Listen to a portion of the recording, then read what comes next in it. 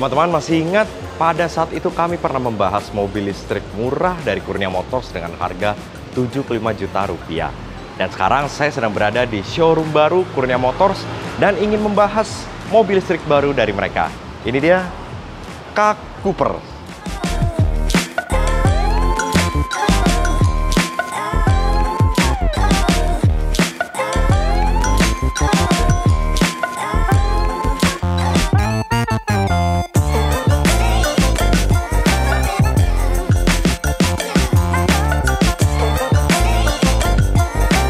Kurnia Motors K Cooper. Jadi Coopernya ini pakai K bukan C. Ya, jadi memang agak nyeleneh dengan nama Coopernya.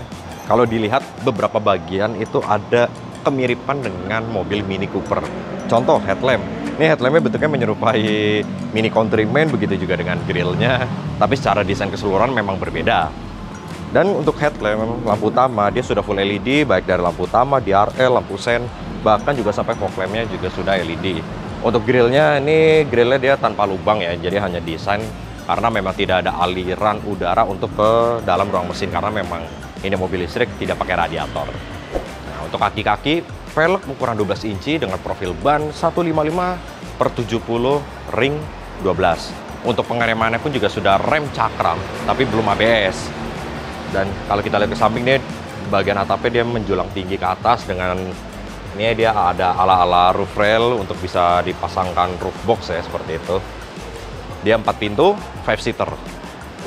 Dan kalau kita lihat ke belakang, kalau depannya mirip mobil Mini Cooper, nah ini lampu belakangnya malah mirip Mercedes-Benz ya.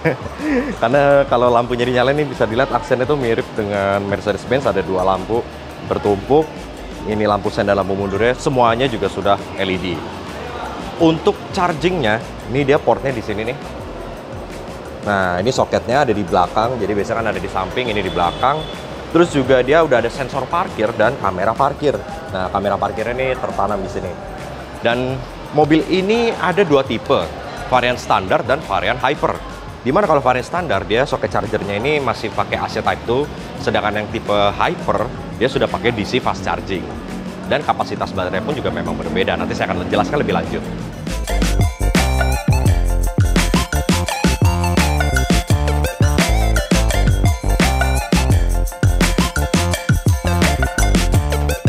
Sekarang kita lihat ke dalamnya ya. Dan saya mau kasih lihat baterainya. Jadi baterainya itu berada di bawah kolong jok depan. Nah, ini sudah saya buka. Jadi untuk tipe standar, dia baterainya jenisnya itu lead acid. Kapasitas 12 kW dengan jarak tempuh maksimal 125 km dan kecepatan maksimalnya itu sampai maksimal di 60 km per jam. Sedangkan yang tipe hyper, dia baterainya sudah lithium ion. Jarak tempuhnya pun juga cukup jauh, sampai 250 km dengan kecepatan maksimal 100 km per jam. Untuk pengecasannya ini cukup bervariatif ya, baik yang tipe standar ataupun yang hyper. Untuk penggunaan AC charging di colokan rumah atau di wall charging itu membutuhkan waktu sekitar 2-4 jam, atau colokan rumah itu 6-8 jam.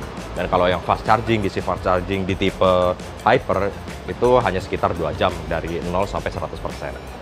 Dan sekarang kita akan masuk ke dalamnya. Oke, sekarang kita sudah ada di dalamnya.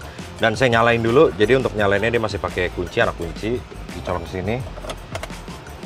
Nah, ini semua udah nyala nih. Dan kalau kita lihat layout interiornya, ini bener-bener baru menggambarkan layaknya mobil Mini Cooper. Karena frame head unitnya berbentuk lingkaran seperti ini. Dan juga nih tuas transmisinya dia model knob dial putar.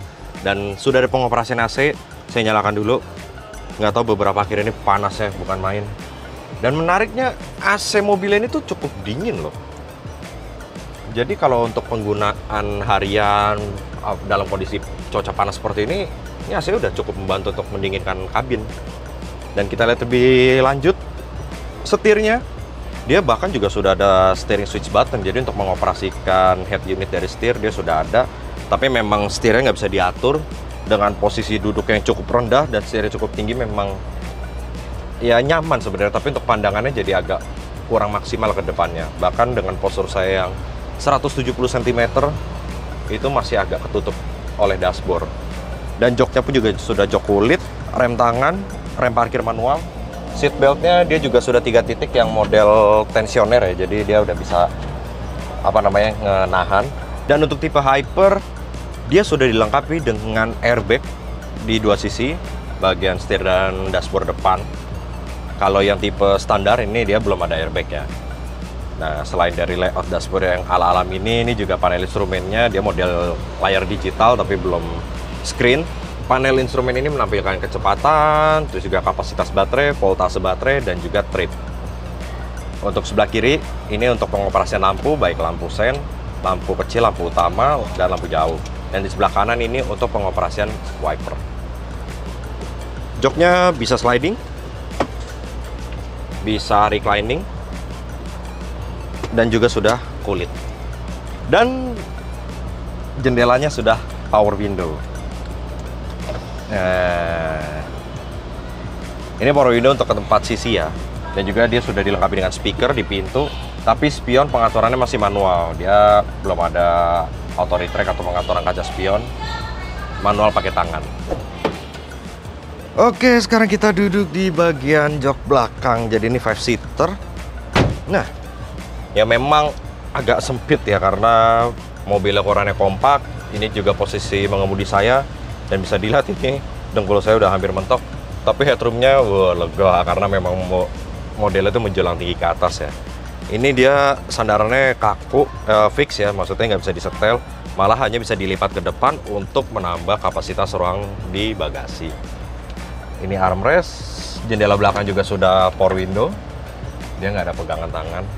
Ini fabric ya, dan ini plastik semua, plastik. Jok belakang juga sudah jok kulit. Oke, untuk buka pintu bagasinya kita tetap butuh anak kunci dicolokkan ke kontak. Nah, seperti inilah bagasinya dengan lantai yang cukup tinggi. Kalau kita buka nih dia nggak bisa dibuka ya, karena memang tidak ada ban cadangan.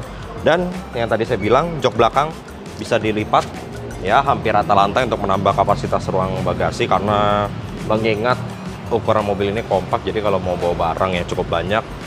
Bangku baris kedua memang harus sedikit dikorbankan untuk menyimpan barang.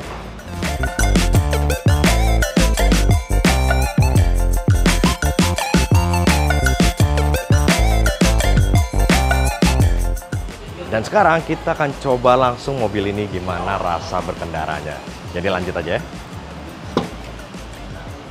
ya.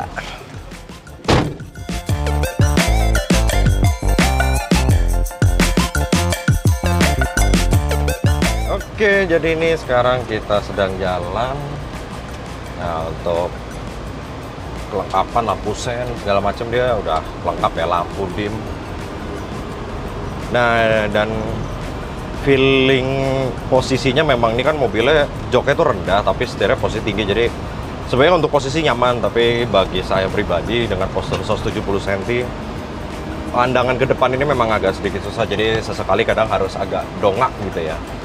Dan untuk posisi pedalnya memang ini lebih ke pengoperasiannya untuk remnya itu pakai kaki kiri ya ketimbang kaki kanan, karena antara pedal rem dan pedal gas itu cukup jauh gitu bedanya. Jadi kalau saya pakai kaki kanan tuh kaki saya harus berpindah dari kanan ke kiri itu cukup jauh. Jadi nggak bisa hanya memutar. Tapi kalau pakai kaki kiri ya cukup enak. Hanya saja butuh penyesuaian kalau teman-teman ingin melakukan pengereman pakai kaki kiri seperti ini.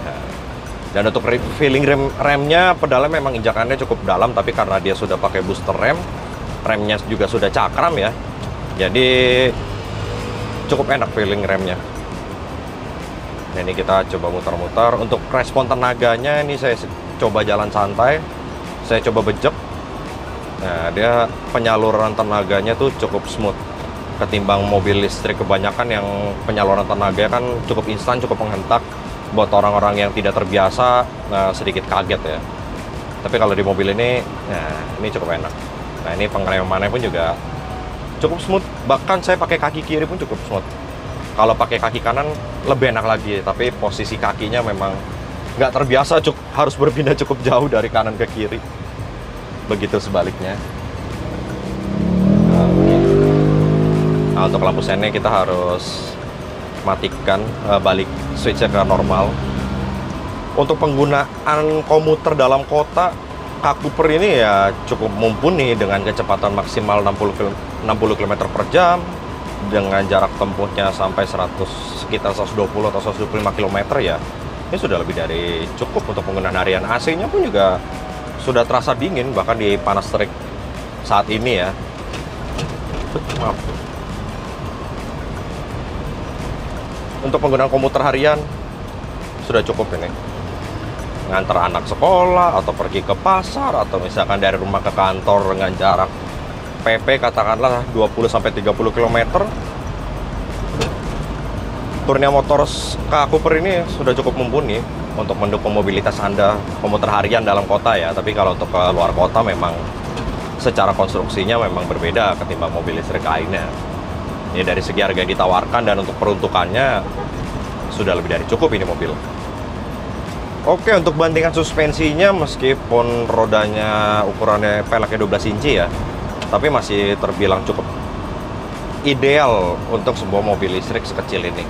Dan bandingan setirnya, nah, dia karena baterainya posisi di bawah, jadi berat bobotnya itu kan sebagian besar di bawah. Gejala limbungnya tuh minim gitu. Ya, saya coba putar tuh. Jadi bodinya cuma kayak set ketimbang miring kiri kanan. Nah, ini posisi tidur saya lewat agak cepat, cukup. Nah, membalnya itu masih normal lah dengan ban ukurannya sekecil ini 12 inci. Ini orang dari tadi pada liatin mobil apa ini merah kecil mungil. Dideketin kok nggak ada suaranya.